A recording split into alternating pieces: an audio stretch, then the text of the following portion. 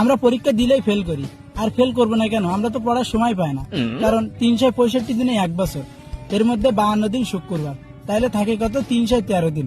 এর মধ্যে আবার শীতকাল, গ্রীষ্মকাল, বর্ষাকালের ছুটি 50 দিন, তাহলে থাকে কত? 263 দিন। আবার এর মধ্যে আমরা যদি দৈনিক 8 ঘন্টা করে ঘুমাই, তাহলে বছরে কত আসে? 122 দিন, তাহলে থাকে কত? 140 দিন।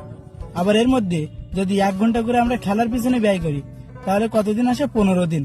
15 দিন বাদ দিলে কত আসে? 126 দিন।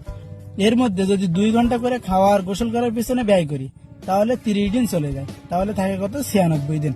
এর মধ্যে আমরা প্রত্যেক দিন কথা বলার পেছনে 1 ঘন্টা করে ব্যয় করি, তাহলে বছরে কতদিন হয়? 15 দিন। তাহলে 15 দিনে যদি বাদ দেয়, তাহলে থাকে কত? 81 দিন।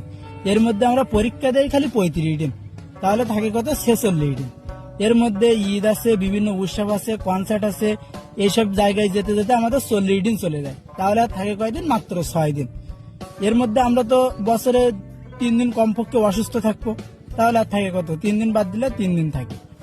এই 3 দিনের মধ্যে আমরা ঘুরতে যাবো আবার কমপক্ষে 2 দিন, তাহলে থাকে কত? 1 দিন। এমন কি মনে হচ্ছে একদিন আমাদের পড়ার সময় থাকে না? জন্মদিন কোথায় যাবে? আমরা তো জন্মদিন পালন করবো নাকি?